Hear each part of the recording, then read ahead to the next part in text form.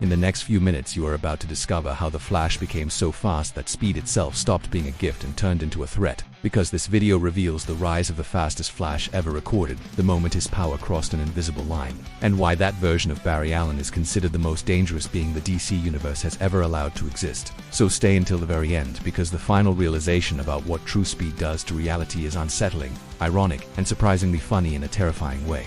The Flash has always been defined by speed, hope, optimism, and the belief that no matter how bad things get, he can still arrive in time. And that belief is exactly what makes this story so intriguing.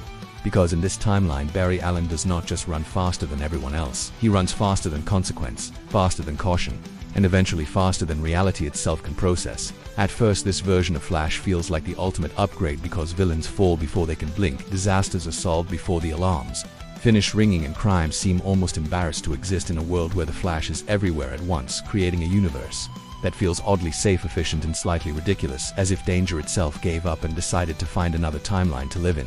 This is where the humor sneaks in, because the Flash becomes so fast that normal hero work becomes awkward, patrols last microseconds, dramatic moments never have time to be dramatic, and epic threats are reduced to inconveniences, turning the DC universe into a place where suspense struggles to survive, and even Batman looks mildly offended by how unnecessary preparation has become. But speed, when taken this far, does not stop at solving problems. It starts preventing them from existing, and that is when the danger truly begins, because a universe without struggles slowly forgets how to grow, how to adapt, and how to value the moments that make heroism meaningful. As the Flash keeps accelerating, the Speed Force responds in ways no one predicted, because it was never meant to be mastered completely, only borrowed, and when Barry pushes past its natural limits, time begins to warp, subtly memories feel slightly misaligned, events repeat with tiny variations, and reality develops what can only be described as motion sickness. The most curious part is that almost no one notices at first, because life still works, days still pass, and the world keeps spinning. But beneath the surface, the timeline is being sanded down, smoothed out,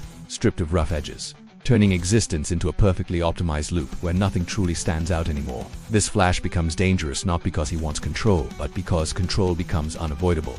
Since when someone can reach any point in time instantly, choice becomes an illusion, and free will starts depending on whether or not the Flash allows something to happen long enough to matter. Villains stop being evil masterminds and turn into historical footnotes. Heroes lose their defining moments, and destiny itself starts feeling outsourced to one man in red who decides, intentionally or not, what events deserve to exist. The Speed Force, sensing the imbalance, begins leaking anomalies into the universe, glitches where physics hesitates, cause and effect misfire, and moments stretch or compress without warning, creating situations that are both bizarrely funny and deeply unsettling, like reality trying to reboot itself while the Flash refuses to slow down. The faster Barry runs, the more isolated he becomes, because no one can truly relate to someone who experiences decades in seconds, and that isolation pushes him further into speed, creating a feedback loop where running becomes the only way he knows how to exist. This is where the story takes its darkest turn, because the fastest Flash ever stops being a hero defined by hope and starts becoming a cosmic constant, an unavoidable force of nature that reality must adapt to, rather than a protector who adapts to the world. Time begins to reorganize itself around him, events align to minimize disruption, paradoxes quietly erase themselves, and the universe becomes eerily efficient, like a machine that learned how to remove unpredictability at the cost of meaning.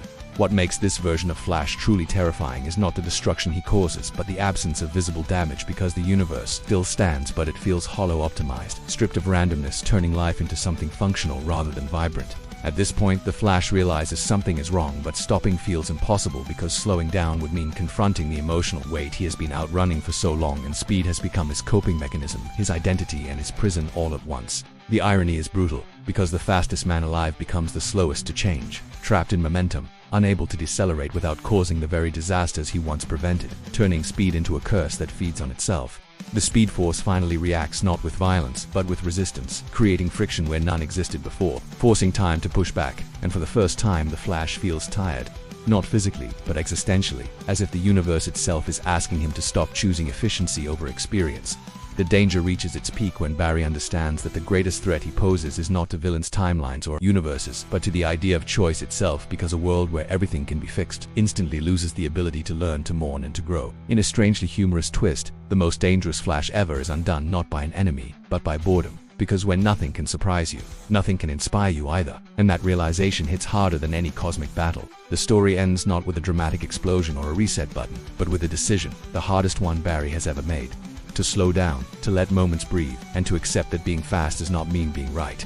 This is why this version of Flash remains one of the most fascinating and dangerous ideas in DC history, because it shows that absolute speed, just like absolute power, comes with a cost that no one can outrun forever. If you enjoyed this deep dive into the fastest and most dangerous Flash ever, make sure to subscribe to the channel, leave a comment with your thoughts on whether speed should have limits, and share this video with other DC fans who love funny, curious, and mind-bending superhero stories.